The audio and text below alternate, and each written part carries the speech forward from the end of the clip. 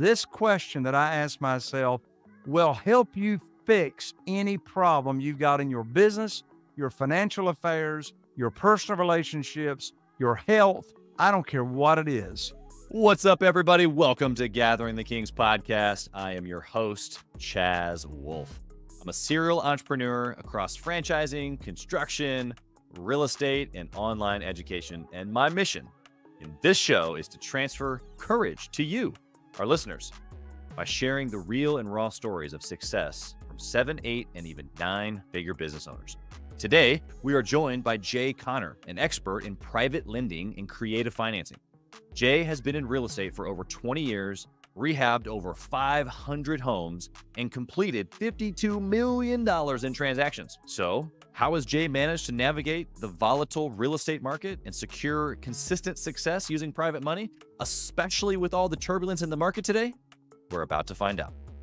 In this episode, you'll learn 3 things.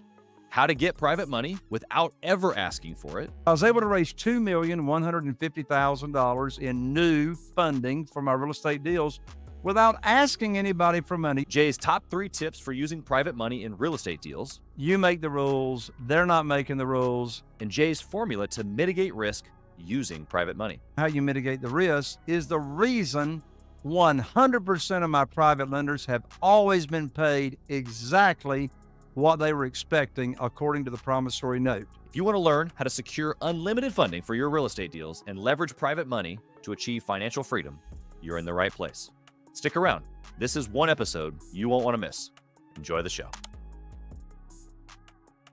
Jay, my man, welcome to the King stage. How you doing today? Oh, my lands, Chaz. How in the world am I doing today? Let me tell you how I'm doing. I'm so excited to be here. That's fantastic. You've been doing this for a long, long time. And you've got not only just some great information, but some real strategies that work. You've been doing real estate for over 20 years. How did you get started into real estate? I was actually born into real estate. I grew up with my dad in the real estate business. He was the largest at one time. He was the largest retailer. His company was the largest retailer of mobile homes, manufactured housing in the nation. Wow. And so I grew up around my dad and his company, helping people own a home in the affordable housing industry. And so in the early 2000s, the financing for that product unfortunately went away, fell out of favor with Wall Street. Well, I knew if I ever got out of mobile homes and manufactured housing, people used to call them wobbly boxes. If I ever got out of that business, I wanted to get into single family houses. And here's why. And this was way before the HGTV days, right? And all the, sexy shows of flipping houses. I wanted to get into single family houses because way back in the 1990s, I was selling single wide mobile homes, trying to make a $3,000 profit. And good friends of mine and Carol Joy, she's my wife of 37 years, good friends of ours in New Bern, North Carolina, flipped a house and made $30,000 in less than 90 days back in 1993.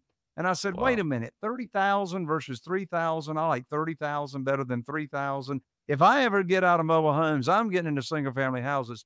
So that's what I did. So in 2003, my wife, Carol Joy, and I embarked on this very exciting journey.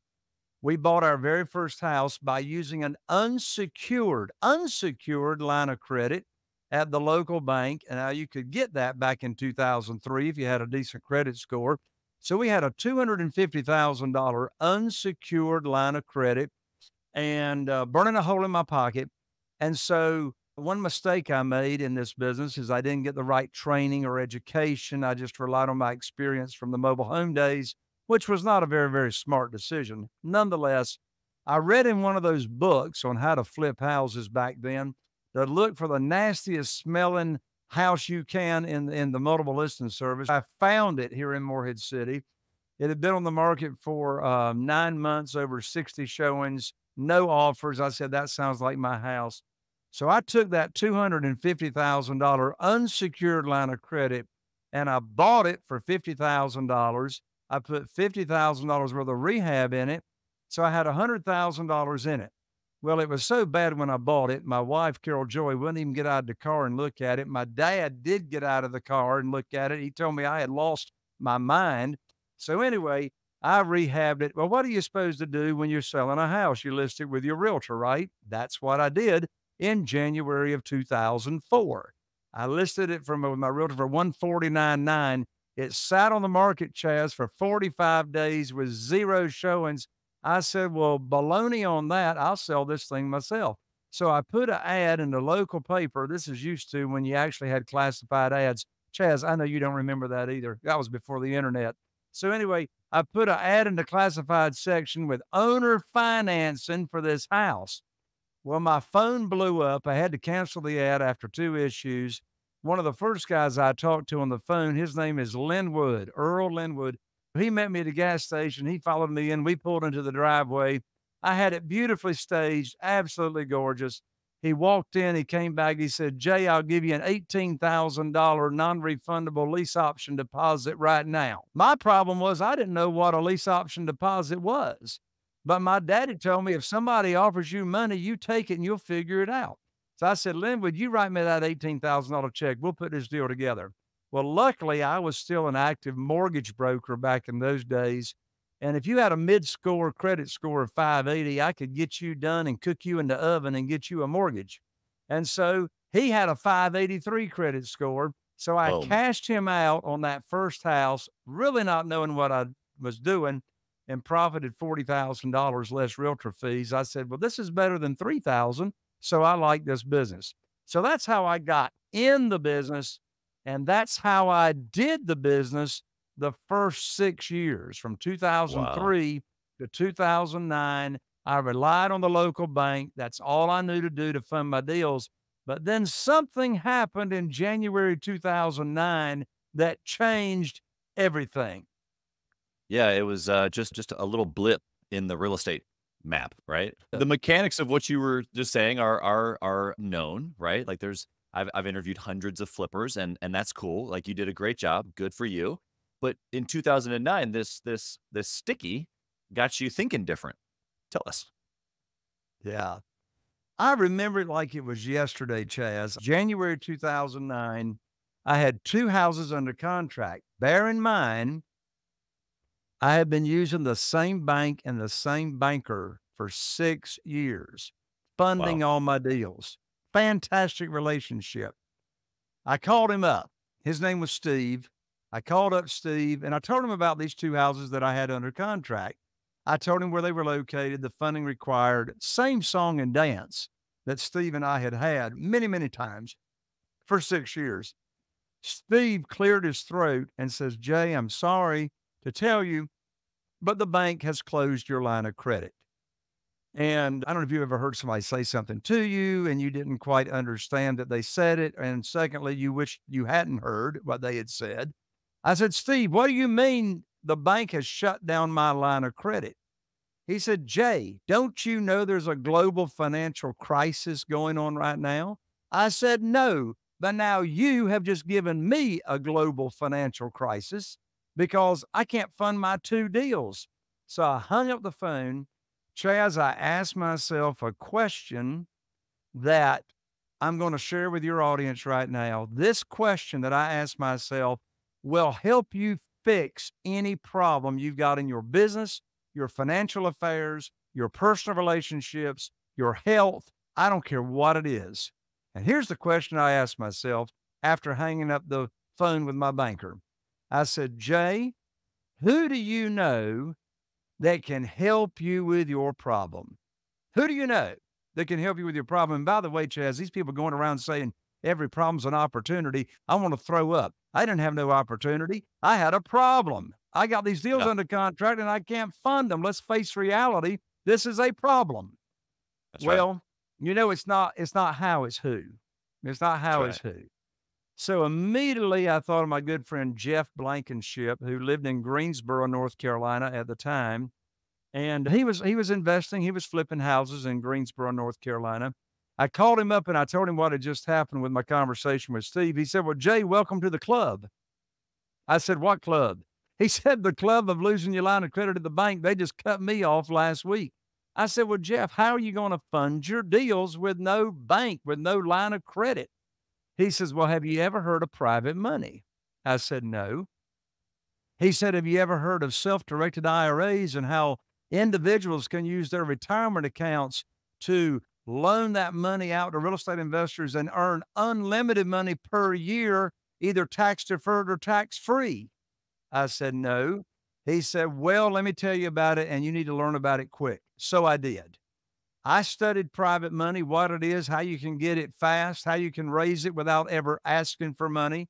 Did you know, Chaz, ever since January 2009, I've never asked anybody for money or to fund my deals. How in the world have I got $8.5 million in private money available and I get all my deals funded without ever pitching a deal?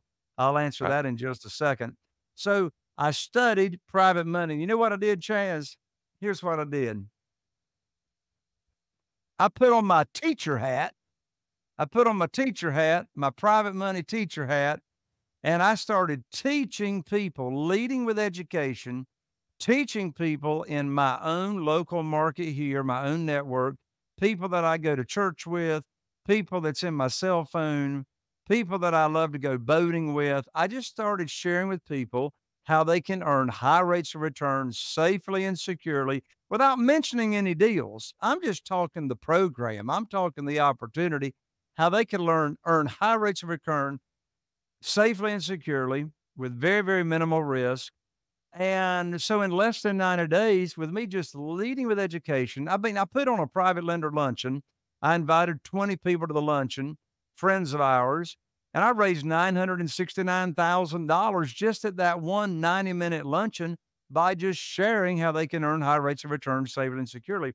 So I was able to raise $2,150,000 in new funding for my real estate deals without asking anybody for money. You know, the traditional way to raise money is you go to your local banker, you get on your hands and knees, you raise your skirt up for them to look at your personal assets and your financial statement and show all of the, your personal stuff you got going on. And then you're saying, please fund my deal, please fund my deal. But you know what? That's the traditional way. There's applications, there's W-2s, there's credit scores. None of that applies in this world of private money. Because you see, we're not asking for mortgages. We're offering a mortgage to people that have never seen this kind of opportunity. This side of COVID, I've had more money chasing me. I've never had to chase the money. So that's what you do. You lead with education, you show them how it works, and now the money is chasing you. Love it. And the opportunity here, I loved how you kind of separated the two here. It was, I'm not asking, I'm educating, and I'm letting people know this is what's possible. Because you're right. Most people think, when they think of even today, I think experienced real estate folks think of raising money, it's just calling mom and dad or friends and family and saying, what cash do you have? And I didn't even hear you say that. I heard you say reaching into a little bit more of a specific bank, if you will, with these self-directed IRAs. I know that's part of your solution here. Do you want to give a little bit more on the detail? And we're going to you wrote a book on this, and you got all kinds of tactics. Sure. Well, one popular question that I get is, well, Jay, I still don't understand how you get the money without asking for it. So here's the magic sauce. We separate the conversations between teaching the program and then having a deal for your private lender or your private lenders to fund. You see, desperation has got a smell to it. That's right. Even if you're not trying to sound or look desperate, desperation's got a smell. So let me explain here in a few seconds how you, as a real estate investor that's wanting to borrow money, raise money for your deals, how you smell desperate without even intending to smell desperate. If you are sharing your program, here's the interest rate I pay to my private lenders. Here's how they can get their money back in case of an emergency. Here's the maximum loan to value, etc. And in that same conversation, you talk about a deal that you're looking for funding. You're desperate.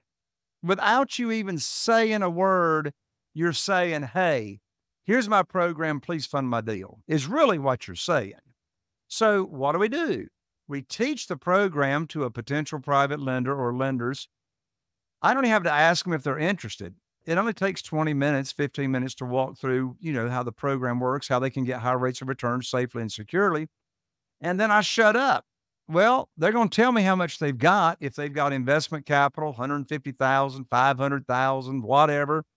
Or if they've got retirement funds and they're not happy with it being volatile and then maybe it's in the stock market or whatever, well, then I'll introduce them to the self-directed IRA company that I recommend because they've got fantastic customer service. So let's say they move their money or part of their retirement funds over to the self-directed IRA company. So they've moved it over there. Well, guess what? They're not making any money until you put their money to work. They've moved it over at your recommendation. So how do I get all my deals funded with never pitching a deal? There's a good question. How do I get all these deals funded and never pitch a deal? Well, here's the answer. The answer is I call them up with the good news phone call. Well, here's the good news phone call. Chaz, let's say you're one of my private lenders, or maybe you're one of my new private lenders, and let's say you want to start with 150,000. By the way, new private lenders always have more money than they tell you. So let's say you want to start with 150,000. So I say, Chaz, I'm going to put your money to work for you just as soon as possible. You'll probably hear from me within the next couple of weeks or so. So I call you up. You and I have a little chit chat. I say, Chaz, and here's the script, folks. Here's the script as to how to get your deal funded without pitching the deal. You see, Chaz already knows the program. He already knows what interest rate I'm going to pay. He already knows my maximum loan to value, which, by the way, is 75% of the after repaired value, not 75% of purchase price. Very big difference. Anyway, he knows the program. He knows I'm not going to call him up with a deal that doesn't match the criteria of the program that I've already taught him. So I called up Chaz. We have a little chit chat. Here's the script. Chaz, I've got great news for you. I can now put your money to work. I've got a house under contract in Newport with an after repaired value of $200,000. Now the funding required is $150,000 for the deal. Closing is going to be next Friday. So Chaz, you'll need to wire your funds to my real estate attorney's trust account by next Thursday. And I'm going to have my real estate attorney email you the wiring instructions. End of conversation. First of all, if I had asked Chaz, does he want to fund the deal? That's the most stupid question in the world I could ask him. Of course, Chaz wants to fund the deal, particularly if he's moved his money over to the self-directed IRA company. He's waiting for me. I'm ethically bound to put Chaz's money to work because he's moved the money over in anticipation of me putting his money to work. So I need to perform, right? I need to have Chaz fund a deal. So again, the magic is educate and teach. They give a verbal pledge. Here's how much they got to work with. Now I call them with the good news phone call and done deal. I love the simplicity, and I've taught sales for so long now, and it's never goes as a point that can never be over, or that it's overstated. I'll say it again and again and again, which is what you just did, is that you used words in a particular way to make it make sense. You didn't overcomplicate. I say things all the time like a confused mind can't buy. Like the listener right now is like following, this makes sense, of course. But I don't want to move on too fast because thousands of sales reps, I'm sure you've seen thousands of real estate professionals who overcomplicate the process or the deal. And that's actually when most things kind of spiral down, is that everything in the process is going well, and then you complicate it and a confused mind doesn't buy, or there can be no agreement where there's disagreement. And so if you can just keep it simple, not onto the way of keeping information, I think that's probably where a lot of people in their integrity feel like, well, no, I have to explain everything. And it's like, well, actually the investor is, like you said, relying on you to be the expert, or, in the case of a sales process, the prospect is relying on you to be the expert. And so they don't actually have to know every single nuance of the deal or the product. They need to know the important things that are for them. And then we got to get their money to work. That's the main point. We got to make them some money, got to perform. That's it. What you just said reminds me of this. Sometimes people will say, well, Jay, when someone is starting out raising private money, what's a common mistake they make? I can tell you what the common mistake is. They talk too much. They talk too much. It's like, look, you're not selling anybody on anything. You're not trying to persuade them. You're not trying to talk them in anything. You're just sharing information that you have that they do not have, right? Most people walking around, even financial advisors walking around, never heard of a true self-directed IRA. What in the world is that? What in the world is a third-party custodian approved by the IRS that allows people to invest their retirement funds truly self-directed? So you've got information that other people don't have. Keep it simple in terms that they can understand and use in terms that they do understand. Yeah. Yeah, I think that all of that is super good. Let's just kind of roll in. I mean, you've given us so much already. I mean, the book that you wrote around this is called Where to Get the Money Now. You've got a lot of success around that book, and so congratulations on that. But inside of that, you give all kinds of tips. But I want your top three tips for using private money. You kind of gave us the script on how to get it, but how do we use it? Top 3 tips. Top 3 tips on using private money. So first of all, number one tip. Number one, it's going to be very hard for you to own real estate using private money until you own the real estate between your ears. Now, what in the world do I mean by that? Because this is a 90% head game. This is a 90%. I mean, I guess that's true in pretty much any kind of business that you're in. But I agree. You got to be confident. If you don't believe in yourself, nobody else is going to. Who's going to loan you money if you're not confident about what you're offering people? Who's going to loan you money about you being confident as to the offers that you're making on deals? If you're not confident, then how do we get that fixed? Well, you join hips with somebody that knows what they're talking about and has been through the mines. Well, that's somebody locally or whatever. Your mindset is that when you're talking with someone about private money, how they can make high rates of return safely and securely, about this opportunity, I want you to picture in your mind you got one foot out the back door getting ready to leave. Because whenever you feel like you're selling, stop. Yeah.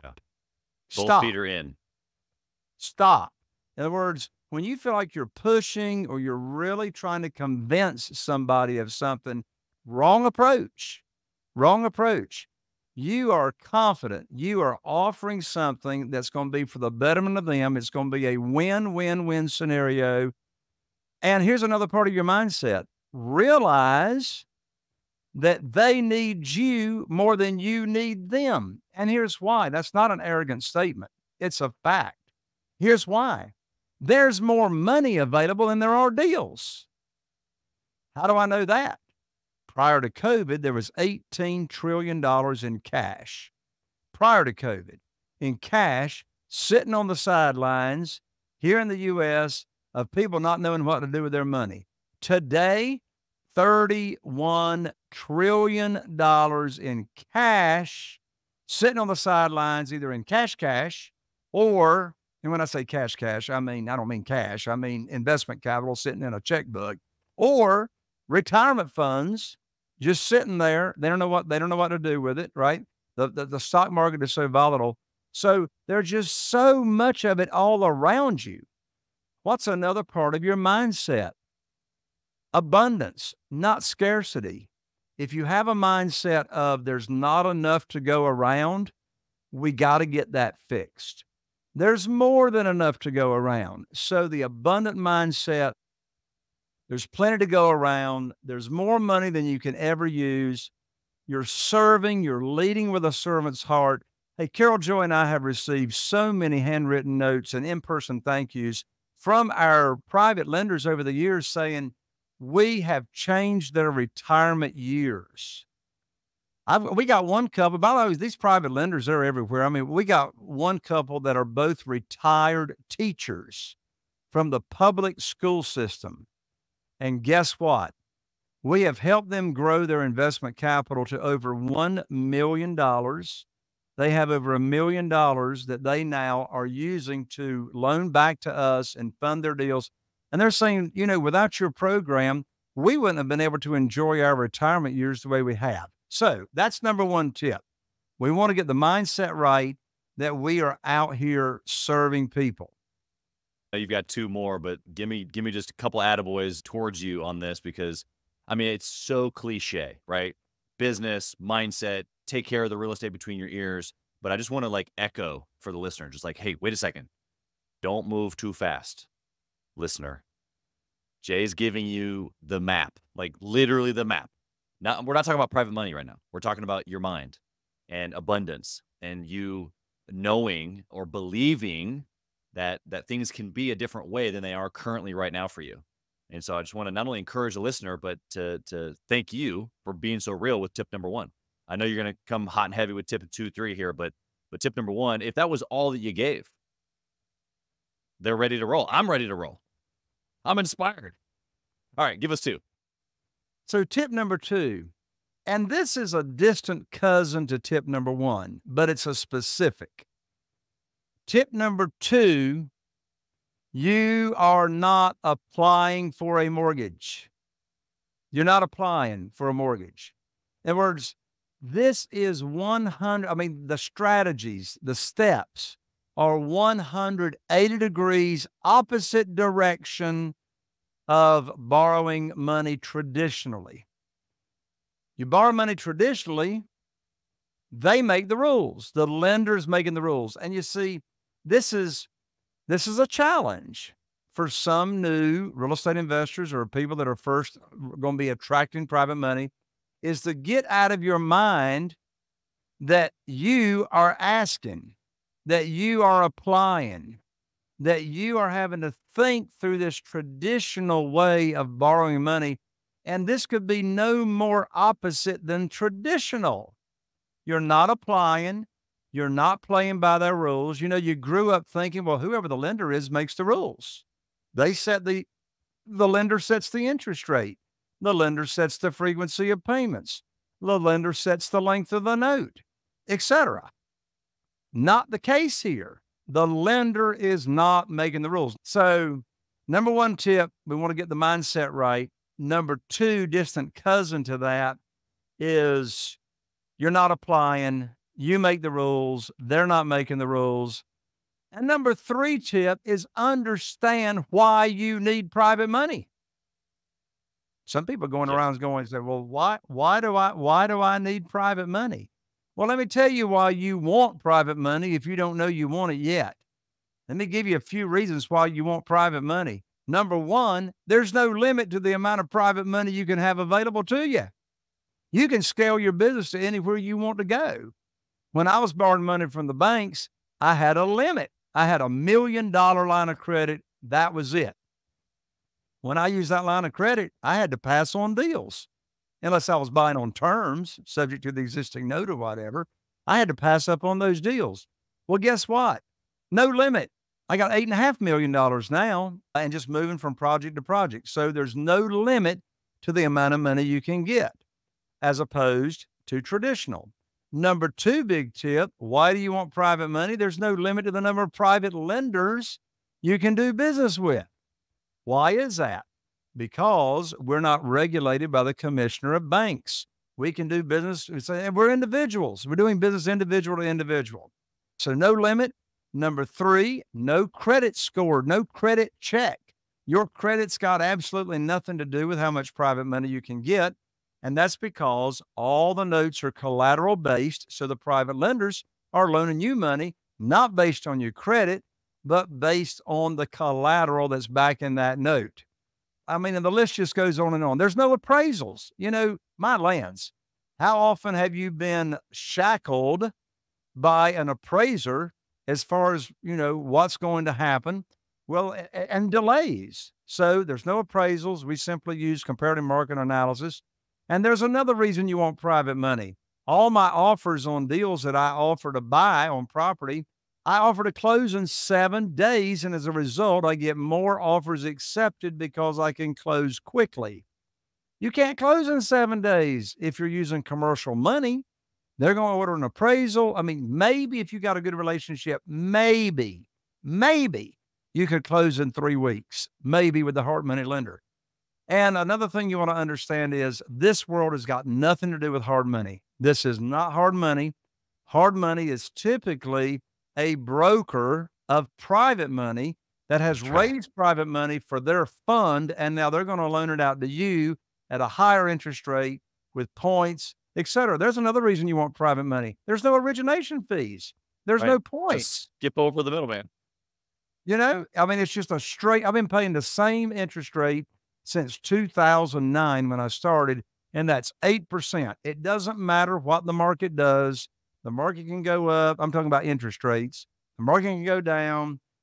And so, you know, one question I get recently in this market, Chaz, they say, Jay, how in the world are you still paying your private lenders the same thing you were paying them prior to COVID? I said, well, there's two big reasons. Number one, I make the rules. Number two, 8% is still a whole lot more than 4% or 4.5% that you can get in a 12-month CD and it's backed by real estate. I'm telling you, if I'm lying, I'm dying. Private money will skyrocket your real estate investing business because at the end of the day, what are the two questions all of us have? How do you find the deals and where do I get the money? I got the money answer for you. There are three categories as to where you find private lenders. You might want to write these down if you're not driving.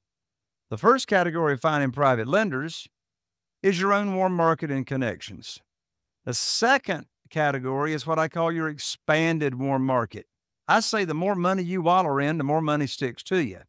And some people say, well, my network is broke. I don't have a very good network. Well, you need to fix that because there's a direct correlation, as we all know, between your network and your net worth, of course. So expand your network. Well, how do you expand your network? I can tell you how to expand your network overnight at a place that I've gotten millions of dollars in private money. You want to know where that is? Here it is. www.bni.com, Business Networking International. Business Networking International is an organization, if you're not familiar with it, to where you join and, you know, Morehead City, where I live, has only got 8,000 people. Even we have a BNI, right? So the purpose of BNI is not social. It's not civic group and fundraising. You are in Business Networking International for the purpose of giving each other leads in your group. So if there's 20 people in your group, like here in Morehead City, then I've got 19 other people that are endorsing me and promoting me and referring people to me that want a high rate of return safely and securely.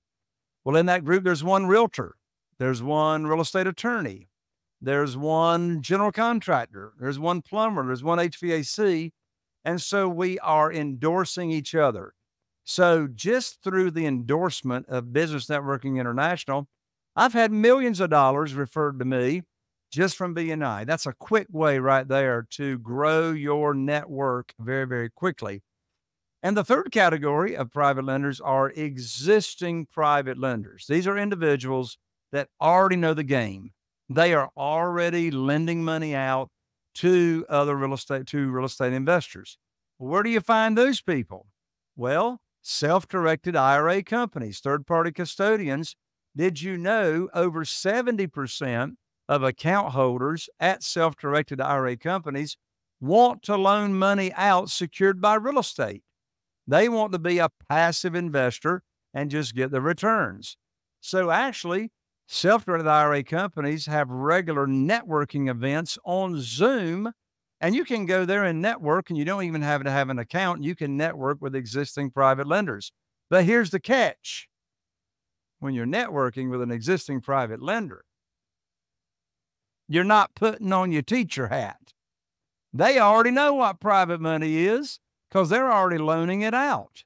So now you don't get to make the rules. Now it's a negotiation conversation, and I'd rather not negotiate. I'd rather make the rules. But that's where you can get private money. Hey, kings and queens, Chaz Wolf. I want to talk to you about something that's super important to me. We put a lot of time and effort, we meaning myself and my team, into this podcast, into the content that goes out every single day. And if you have been getting any sort of value or insight from this, we want it to be able to reach other business owners too. So we would love if you would like, comment, share, leave a review, post, share again, all of the things on social media, on all the different platforms, or even on the podcast mediums of Apple and Spotify. We would love to be able to get our content into more hands, more entrepreneurs, so they can grow their business as quick as possible. Together, we are building a community of like-minded entrepreneurs who are committed to growing their businesses to new heights. So let's do this. Let's help each other grow. What happens, though, when a deal's gone wrong? What's the sticky? What's the black eye? What's I wish this had never happened, but it did. What was that moment? Well, let me share a revelation. Every deal goes wrong. Every deal goes wrong. Ain't that the truth? Every deal goes wrong. What do I mean by every deal goes wrong? Well, when you're rehabbing and renovating, have you ever had a rehab or renovation budget come in on budget? Of course you have. One. I've rehabbed over 500 houses, in our little teeny tiny area here of only 40,000 people. I've never had one come on budget. So how do you mitigate that risk? How do you mitigate the risk? Here's how you mitigate the risk. And by the way, what I'm getting ready to tell you on how you mitigate the risk is the reason 100% of my private lenders have always been paid exactly what they were expecting according to the promissory note. So how did that happen? Whenever I had a deal come in on budget? Here's the answer. The answer and the mitigation of risk is not in estimating repairs exactly perfectly. The mitigation of risk is in your offer. The mitigation of risk is in your offer. So one mistake that new real estate investors make is they pay too much. You're paying too much for the property. You're emotionally involved, particularly in that first deal. You're dying to get that first deal, and you pay too much. And I tell you what, HGTV has ruined a lot of people when it comes to real estate investing because, first of all, by the way, I love watching HGTV. Nothing against them. I love the shows. But the only thing about reality TV is there's nothing real about reality TV, right? It's a show. And so, so when they're showing like the profits, let me tell you, the profit on a deal is not what you sell it for minus repairs minus what you paid for it. That is not the profit on a deal. There's this thing called realtor fees and carrying costs and private lender fees and closing costs and insurance and taxes and utilities and cutting the grass and on and on and on. So what I'm saying is how do you mitigate the risk? Well, let me give you the formula. Let's just don't talk seminar jargon. Let me give you the formula. Here's my formula for when I pay, what I pay for cash on a house when I'm using private money. I take the after repaired value. So my realtor gives me all these values. He knows that I'm going to turn this home into a home that's ready for Southern Living magazine pictures when I finish the rehab on it. So he knows what the ARV is. He's going to use comparable sales of other homes in the area that have been renovated to the hilt. So we take the ARV. If the after repaired value is over $300,000, I multiply times 80%. If you're in California, you're going to be multiplying everything times 80% because you can't even get an outhouse for $200,000. So anyway, when the after repaired value is over $300,000, I multiply times 80%. If the after repaired value is less than $300,000, I multiply times 70%. I then take that figure, I subtract the estimated repairs on the property. That's going to give me a figure known as maximum allowable offer. But don't offer that all cash. You got to give yourself some hedge room. So if it's less than $300,000 on the after repaired value, I then subtract another $10,000 for the unexpected. Now that's the maximum I'm going to pay.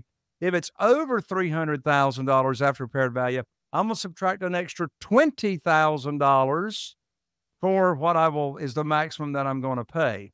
One way I get a lot of offers accepted, besides saying I can close in 7 days, which I can with private money, but a lot of times people don't have anywhere to go. They want to sell, but they don't have anywhere to go.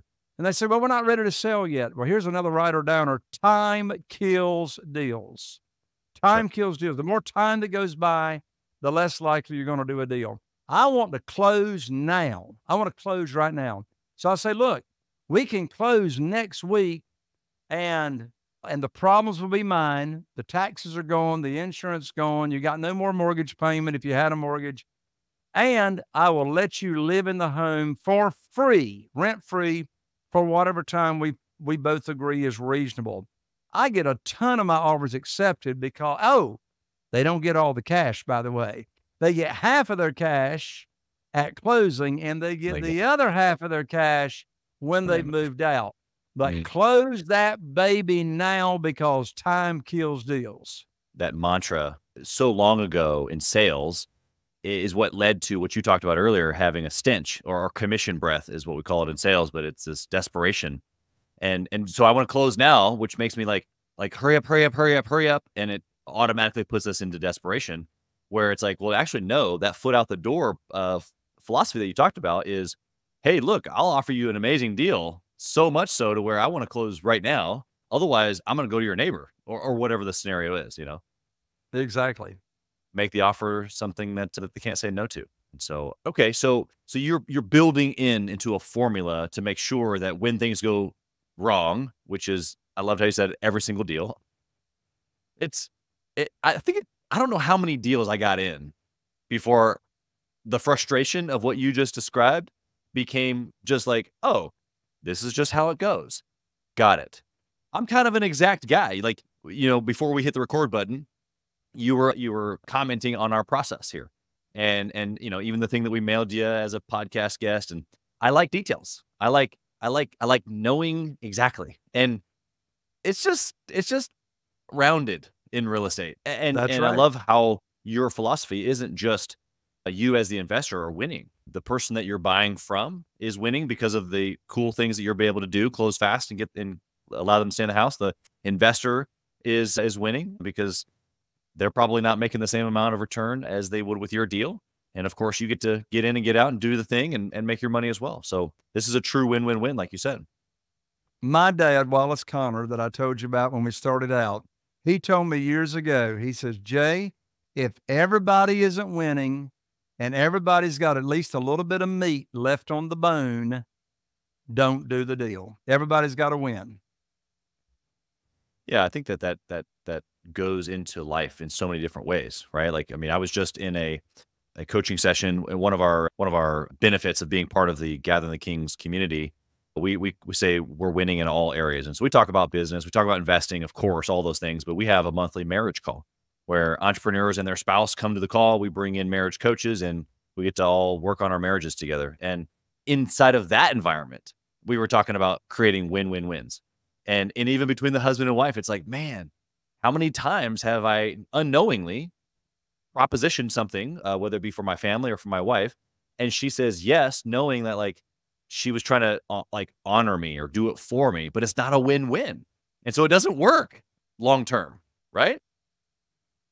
I love it that I just love it in that you just shared in your mastermind or your mastermind calls or whatever it is, that those marriage calls, because the reason that impresses me so much is that business is not a one-dimensional or two-dimensional aspect of our lives. Right. Our business affects everything else in our lives. Our personal life affects our business. Our spiritual life, whether you view yourself as a spiritual person or not, affects your life. It's all intertwined. And if one part of your life, your health is all intertwined here, your sleep, all that. And if there's a spoke in that wheel that's not performing the way it is intended, it's going to affect everything else. So if your marriage is screwed up, don't you think that might have an effect on your business as well? So I love that, Chaz. I love that you've got that as a component for your mastermind members. Yeah, I appreciate that, Jay, because you're right. It does matter. And all of the elements. It's kind of funny. It's almost like you had my website up and you were going through what we call the 5 dimensions of kingship, because all of what you just said is basically there. And you're right. We even use a wheel type tool for our members to be able to grade themselves.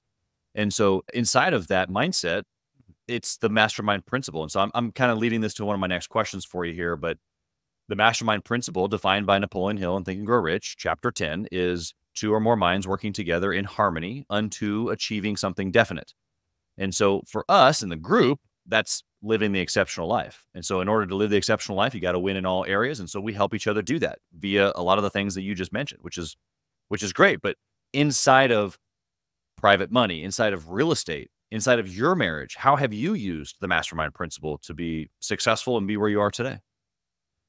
The mastermind principle has been such an integral part of mine and Carol Joy's success on multiple fronts. First of all, the very first mastermind group that Carol Joy and I joined was all the way back in 2011.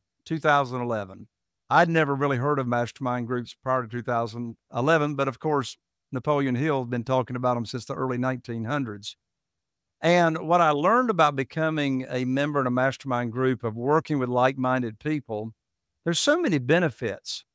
One huge benefit, in addition to getting the results for the reason we joined, and that is to help us grow our business, is I forged, and Carol Joy and I, we have got relationships with people that we did not know prior to Mastermind, and we're still best of friends with those people. I tell you, another big benefit of being in masterminds is we have this thing that we really enjoy that we call safe space. And in this safe space, we're able to share with each other confidential information. We're all under non-disclosure, and we're able to share information with each other that we don't even tell our own blood relatives about ourselves. I mean, the question is, where can you go? Where can you go? And, you know, we all walk around with filters on our face. All of us walk around with filters. Where can you go and totally take your filter off and really share what's going on inside your heart? Because your fellow mastermind members, you know, masterminding is just as much about giving as it is receiving. And in my opinion, it's a whole lot more about sowing than it is about reaping. It's all about sowing. It's not about reaping, because, you know, I can't reap anything really until I plant something first, give value first, share with my fellow mastermind members. And in addition to that, I love being in my masterminds and the mastermind that I run, and et cetera. What wonderful way to hold each other accountable. And you can count on your fellow mastermind members by telling you the truth. There's not many people walking around out there that's going to tell you exactly what the truth is. And yeah, we know who said the truth will set you free, and it does. Yeah, I agree. It's making me laugh because I had a conversation with a guy just yesterday, actually. And it was around just some busyness that he's got. And, you know, he was making some excuses, really was what it was. And I just let him know that he was making excuses. Yeah. And I just appreciated him for his willingness and his desire to share, and his, you know, his really what he underneath the excuses, it's he wanted to win, but the way that he was going about it wasn't working for him. And so what was coming out was excuses. And what I have found, even in my own journey, very much similar to what you just said, is if we don't have other people around us, even on a call like this, where I'm being provoked to different thought, like from you, if we don't have those different, you know, ways of changing our perception, then we're always going to do the same thing. And if the same thing isn't working, then guess what? You're just going to always make excuses and always have the same results.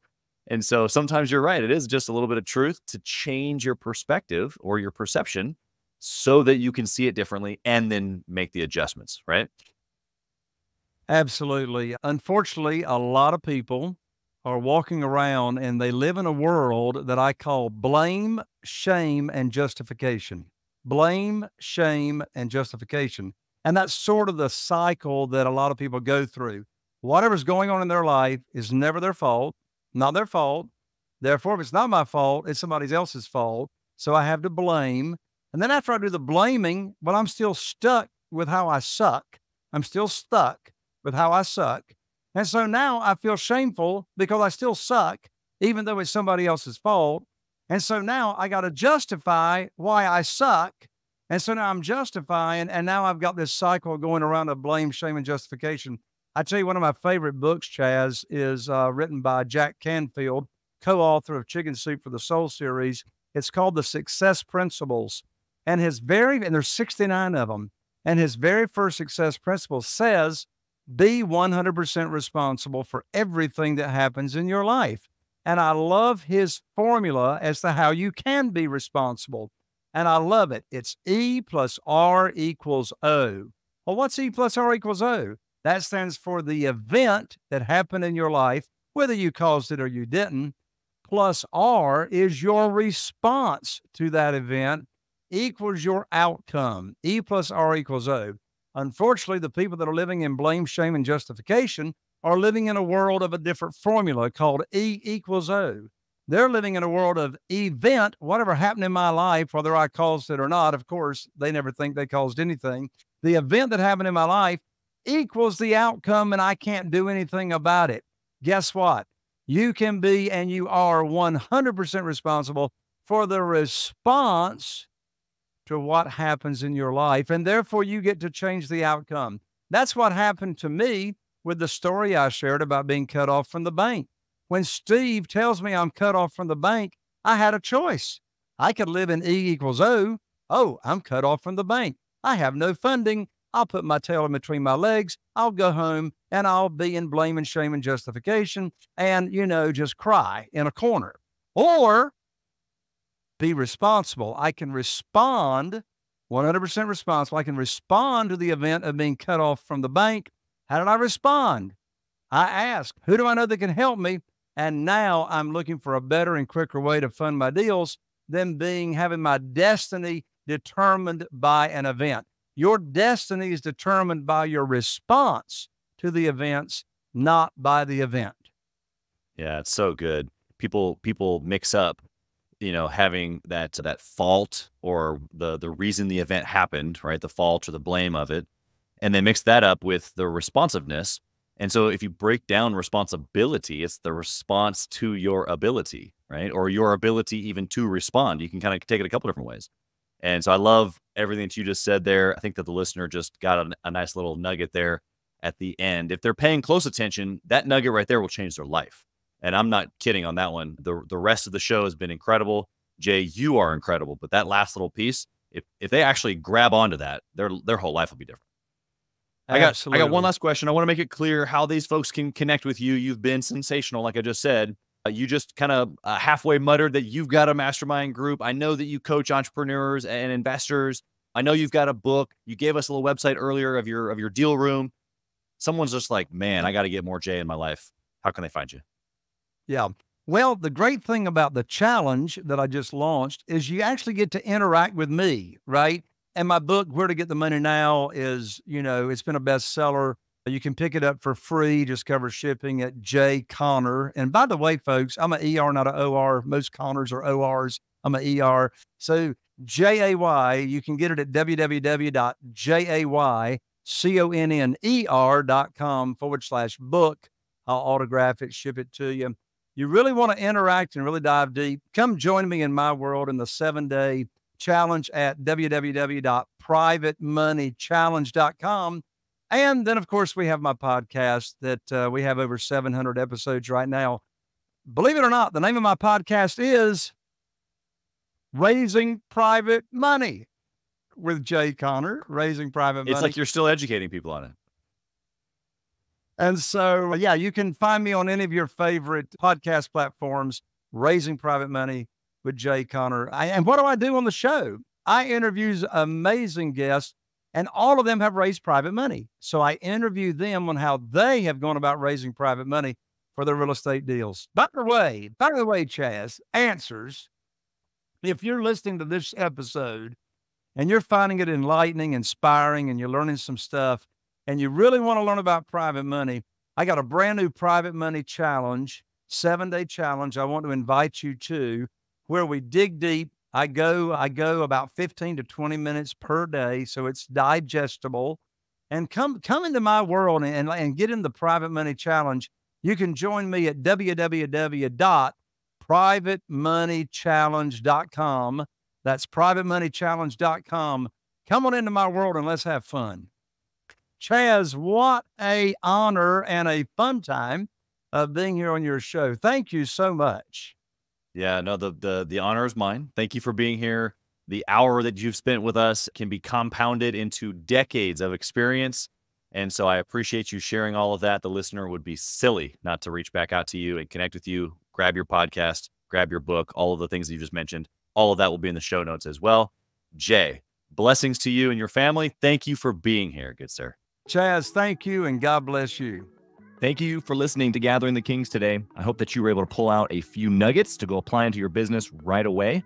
More importantly, though, I hope that you're realizing that it takes more to be successful than just being by yourself, doing it all on your own, carrying the weight all by yourself. What I have realized, not only in my own journey from multiple businesses and multiple different industries, and now interviewing over 200 or 300 other very successful 7, 8, and 9-figure business owners, is that it's tough to do it alone. And so Gathering the Kings exists to bring together successful entrepreneurs. In fact, we are putting together 1,000 kings, specifically who are grateful but not done. We're intentionally assembling kings who fight tooth and nail for their business, family, and communities. And here's what we believe, that in the pursuit of excellence in those areas, that it ignites within us the responsibility to govern power and forge a lasting legacy. So if that relates and resonates with you, and you know that you need people around you, sharp, qualified, other very successful business owners, I want you to go to gatheringthekings.com. I want you to take a look at what we're doing and see if it makes sense for you to be part of